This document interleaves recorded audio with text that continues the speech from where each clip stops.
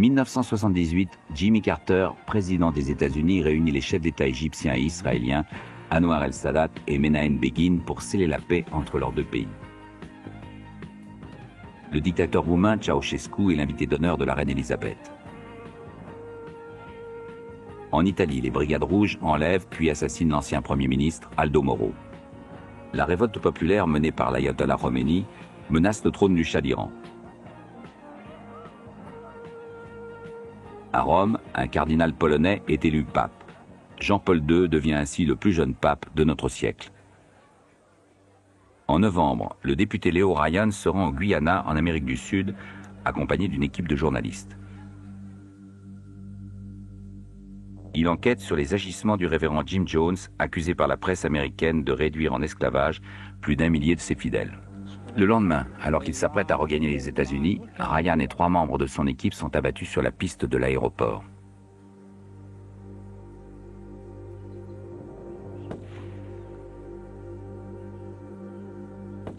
Au même moment, le révérend Jones ordonne à tous ses disciples de se suicider en avalant du poison. 913 d'entre eux boiront volontairement une limonade au cyanure. Il s'agit du plus incroyable suicide collectif de l'histoire. C'est en 1931 que naît Jim Jones dans une petite ville puritaine de l'Indiana. Il est l'unique enfant d'un ancien membre du Ku Klux Klan.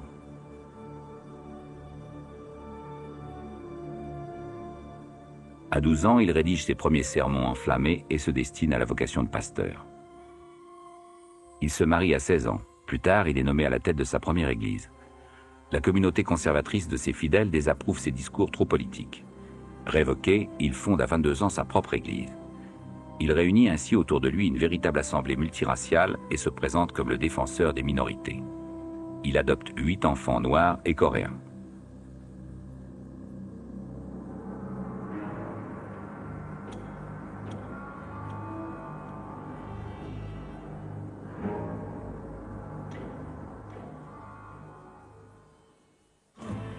Mais son obsession de l'apocalypse et sa paranoïa le mènent au Brésil en 1962. Il pense se mettre à l'abri d'une éventuelle guerre nucléaire. Il laisse la charge de son église à ses disciples.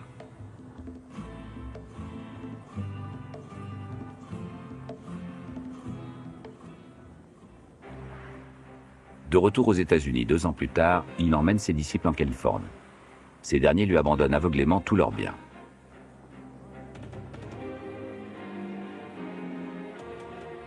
Il va alors fonder une nouvelle église, l'église du Temple du Peuple.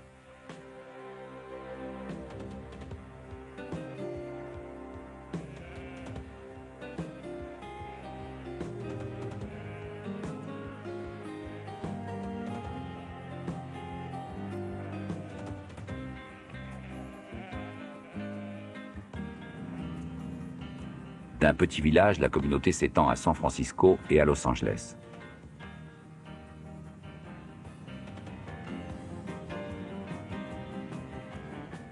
Des enseignes du Temple du Peuple apparaissent dans toute la Californie. Il rassemble autour de lui près de 20 000 fidèles, issus pour la plupart de la communauté noire défavorisée. Il ouvre des cantines et des garderies.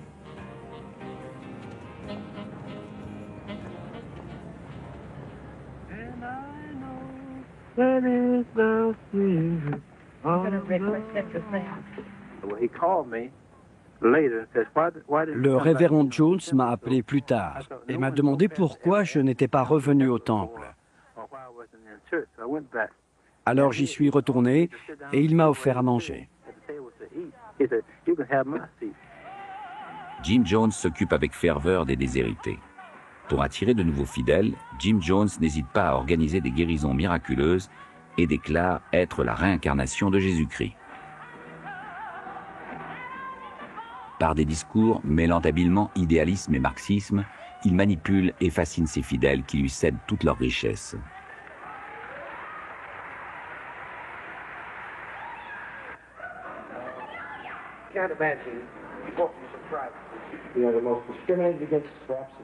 Mais paranoïaque, il ne supporte pas les journalistes trop curieux.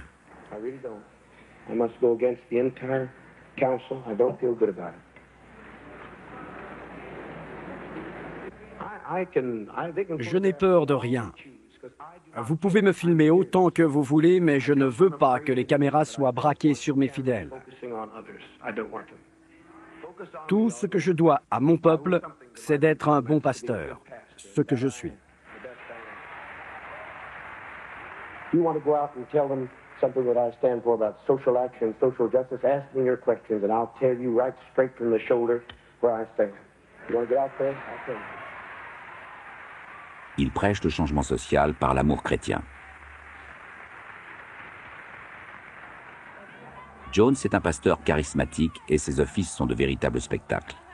Il obtient le soutien de prédicateurs célèbres.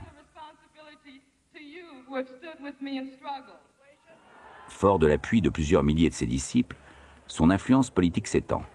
Lors de la campagne présidentielle de 1976, il soutiendra les démocrates et rencontrera la future première dame des États-Unis.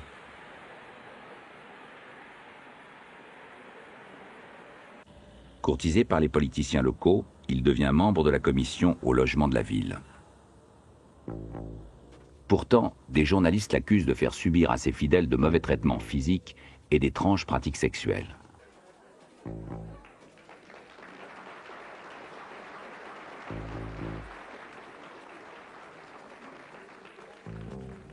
On parle aussi d'extorsion et de détournement de fonds. Jones inciterait ses disciples à lui céder toute leur fortune. L'argent qu'il utiliserait à des fins personnelles serait envoyé en Suisse et à Panama sur des comptes numérotés. Il est question de plusieurs millions de dollars. Ces accusations plongent lentement Jones dans la paranoïa.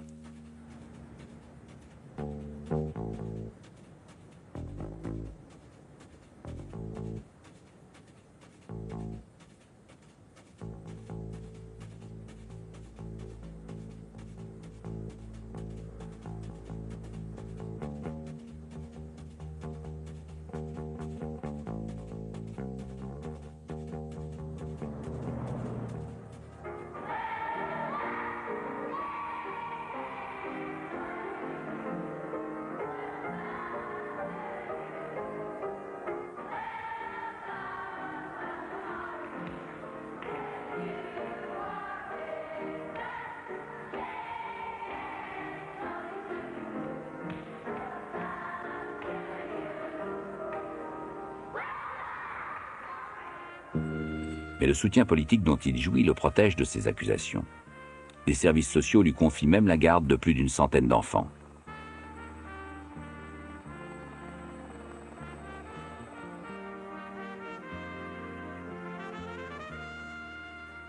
La pression devient trop forte. En 1977, il est inculpé d'outrage aux mœurs. Il part alors pour l'Amérique du Sud, le Guyana, où il a fait construire un village qui porte son nom, Jonestown. Ses fidèles le suivent aveuglément. Il leur promet une vie simple et religieuse. Mais l'enfer les attend. À Jonestown, la peur règne. Réduits en esclavage, entassés dans des cabanes sordides, ses adeptes travaillent du matin au soir dans les champs pour une assiette de nourriture. Jones bénéficie pourtant du soutien politique local. Jonestown est une communauté égalitaire, où des gens de toute race et de tout âge vivent en harmonie. Il n'y a pas de discrimination raciale ou sexiste, ni d'élitisme. Les femmes travaillent autant que les hommes. C'est une communauté qui appartient vraiment à ses membres.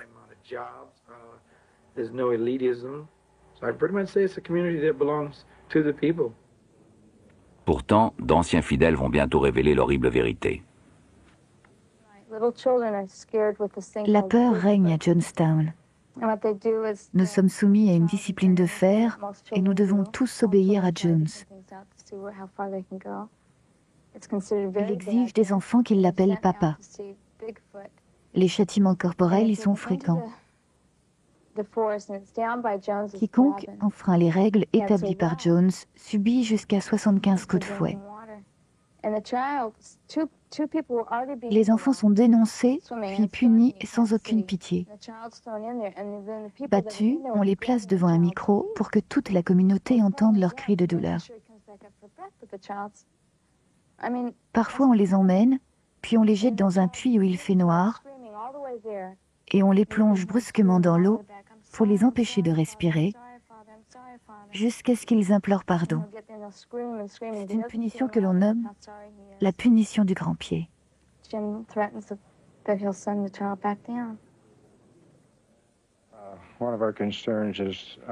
Jones contrôle entièrement la vie du village et soumet tous les disciples à sa volonté. Toute information extérieure est censurée. Les relations sexuelles sont interdites avec toute personne étrangère à la communauté. Les relations entre les membres doivent recevoir l'approbation du temple. Jones a eu au moins 3 enfants avec des adeptes. Il encourage les fidèles des 2 sexes à coucher avec lui. Pour lui, le sexe est un instrument de pouvoir, un acte politique. Ces pratiques sont humiliantes. Certains même ont subi des traitements aux électrochocs.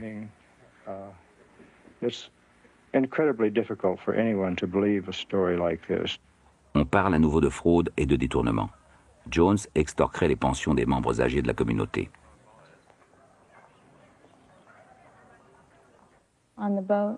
Extorsion ou don, c'est la question qui fut posée à une ancienne adepte. Ils étaient obligés de donner leur argent. S'ils ne le faisaient pas, ils savaient qu'ils pourraient être battus. La femme de Jones nie toutes les accusations selon lesquelles les disciples sont détenus contre leur volonté.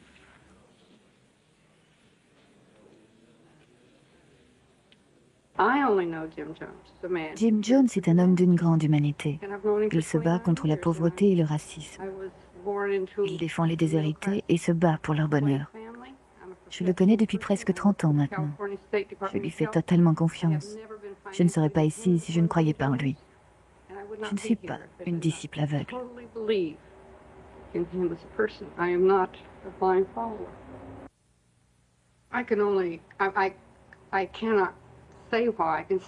Je ne comprends pas toutes ces accusations. La vie simple que nous menons demande un engagement total de la part de chaque membre de la communauté. Jim Jones vit pour son peuple et avec son peuple. Ce n'est pas un dictateur comme on l'en accuse. Il encourage la créativité et la libre expression au sein de la communauté. Si un adepte n'est pas prêt à s'engager entièrement, il a le choix. Il n'est pas retenu contre sa volonté. Chacun est libre de partir s'il le souhaite. Mais celui qui est incapable d'assumer ce choix de vie culpabilise et se retourne contre la communauté.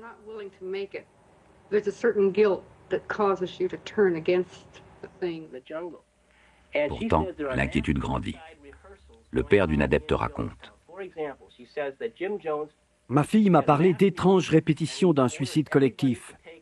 Jones, qui sombre peu à peu dans une folie paranoïaque, exige de ses fidèles une loyauté et un dévouement total et organise des séances simulant un suicide révolutionnaire.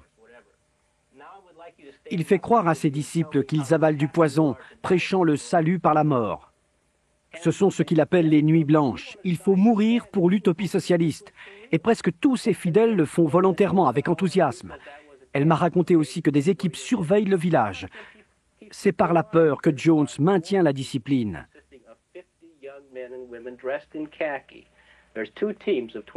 Ils sont armés de 200 à 300 fusils et ils patrouillent tout le camp, jour et nuit.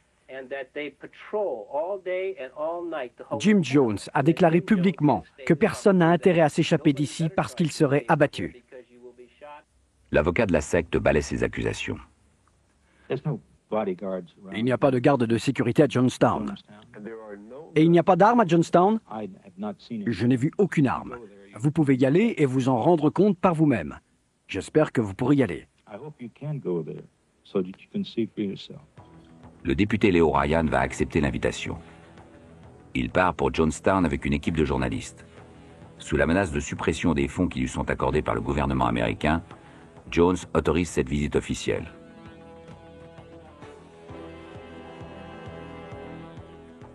Dès son arrivée au Guyana, des adeptes du temple font pression pour que la commission d'enquête de Ryan reparte. Je présume qu'une partie de la tactique est de mentir. Il décrit également la réaction du gouvernement guyanais à ses demandes d'assistance. Le gouvernement guyanais ne veut pas être impliqué dans toute cette affaire. Nous devons nous adresser à l'ambassade américaine. Nous sommes autorisés à nous rendre à Johnstown.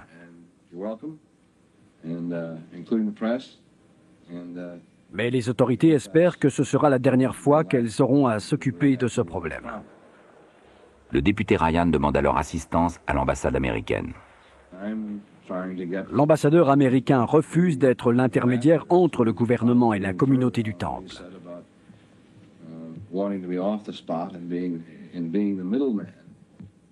Il est préférable que je m'adresse directement à Jim Jones. Le 17 novembre, Ryan et son équipe atterrissent près de Johnstown. Il explique la raison de sa venue. Nous sommes venus enquêter sur la santé et le bien-être des citoyens américains qui vivent ici. Une fois les contrôles d'identité effectués par les autorités locales, le groupe est accueilli par les représentants juridiques du Temple. Aujourd'hui ou demain, nous essaierons d'y aller, si nous le pouvons. Escortés, ils arrivent enfin à Johnstown, la terre promise selon Jim Jones.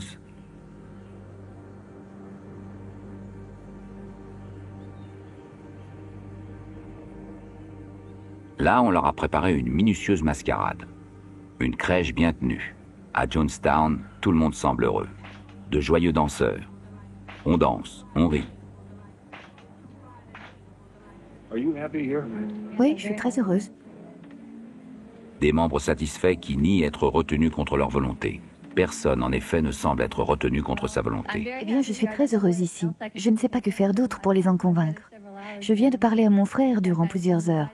En fait, je l'ai invité ici il y a environ 1 mois et demi pour passer une semaine ou deux, aussi longtemps qu'il le voudra avec moi, pour que je partage avec lui ce que je fais ici et la joie que je ressens. Il me demande de rentrer une semaine aux États-Unis et de convaincre ma famille que je ne suis pas retenue ici contre mon gré.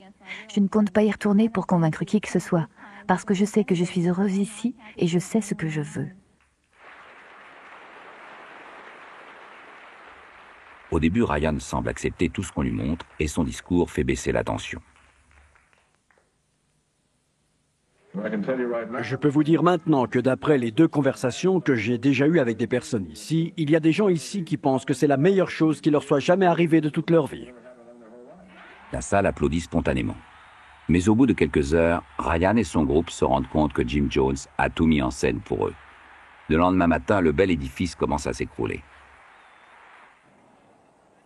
Jones devient furieux. L'atmosphère insouciante de la veille devient menaçante.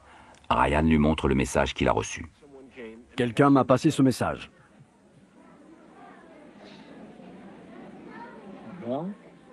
Eh bien, c'est la personne dont nous parlons. Il veut laisser son fils ici. Si Johnstown est un si mauvais endroit, pourquoi souhaite-t-il laisser son fils ici? C'est lui dont je parle ici. Tenez, voilà l'homme qui veut laisser son fils ici. Les gens manigancent pour lui. Ils mentent. Ils mentent. Que puis-je faire contre des menteurs? Allez-vous-en, je vous en conjure. S'il vous plaît, partez, Bill. Nous n'inquiéterons personne. Si quiconque veut partir, il peut partir. Ce n'est pas un problème pour nous qu'il parte. Ils viennent et partent tout le temps. Je ne sais pas quel jeu les gens jouent. Les gens aiment la publicité. Certaines personnes aiment ça. Pas moi.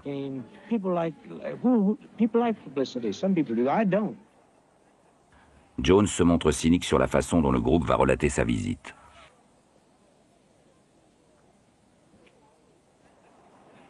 Pourtant, en les quittant, il semble calme. Puis il murmure quelque chose à un de ses aides. Lorsque Ryan arrive à l'aéroport, un homme armé tente de le poignarder. Oui, il a dit quelque chose comme voler, étrangler et tuer. Enfin, ce qu'il a dit, c'est qu'il avait l'intention de me tuer. 30 des membres de la communauté voulant s'enfuir les ont rejoints. Ils se dirigent tous vers l'avion.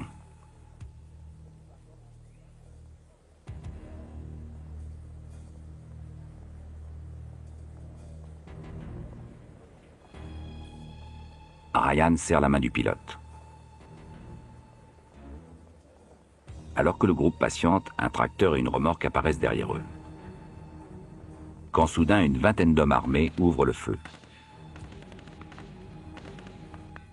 Ryan et 3 des membres de son équipe s'effondrent sous une pluie de balles. L'avion ramènera leurs cadavres. Plusieurs autres sont blessés.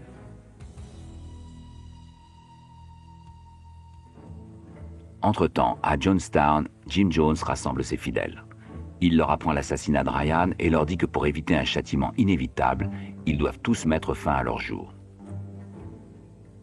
Ces aides remplissent 2 bidons de 200 litres avec de la limonade additionnée de Valium et de cyanure. Les mères donnent cette préparation à leurs bébés, puis les adultes vont tour à tour avaler le poison dans des gobelets en carton. Finalement, il ne reste plus que Jones et une infirmière. Ils vont se tuer avec un pistolet. En tout, 913 personnes sont mortes. La nouvelle soulève l'horreur dans le monde entier. Les États-Unis envoient des avions et des détachements militaires pour rapatrier les corps.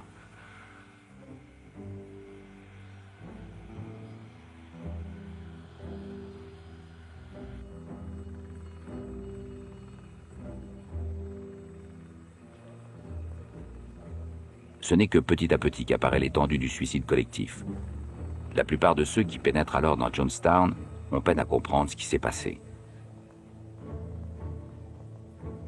Les estimations du nombre de victimes doivent être sans cesse révisées à la hausse. Des centaines de cadavres sont empilés les uns sur les autres.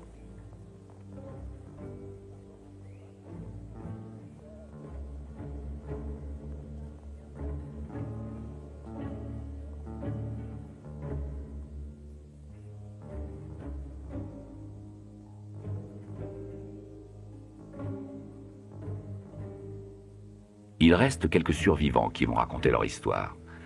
2 d'entre eux étaient trop malades pour se rendre à la rencontre fatale. 2 autres réussissent à s'enfuir dans la jungle. Mais presque tous les adeptes de Jones sont allés à leur mort calmes et soumis.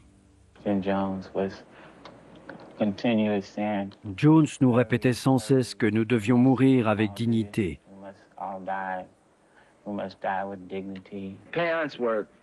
Les parents parlaient à leurs enfants et leur disaient des choses, et beaucoup d'enfants pleuraient. Et Jones leur disait de ne pas dire aux enfants qu'ils étaient en train de mourir, de ne pas leur dire que c'était douloureux. Il disait aux gens que cela ne leur ferait pas mal. Enfin, l'horrible tâche qui consiste à vider Jonestown s'achève. Près de 1000 cercueils sont emportés à l'aéroport de Georgetown, en route pour les États-Unis.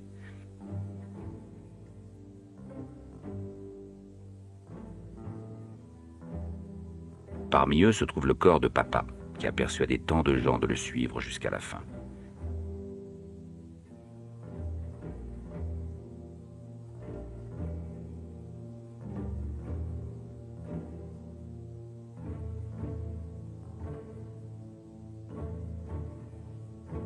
Les États-Unis sont en deuil. À Oakland, 251 corps sont inhumés dans une tombe collective. Larry Layton, l'homme de main de Jones, passera en jugement. Accusé d'avoir pris part au massacre de Ryan et son équipe, il sera libéré, le jury étant incapable de prononcer un verdict.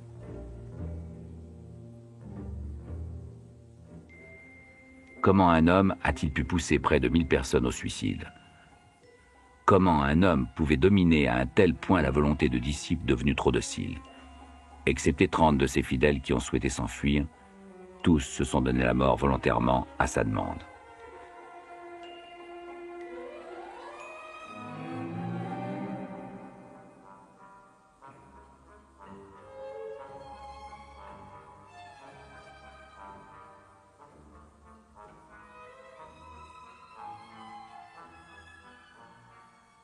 Sur un magnétophone, Jones laissa son dernier message.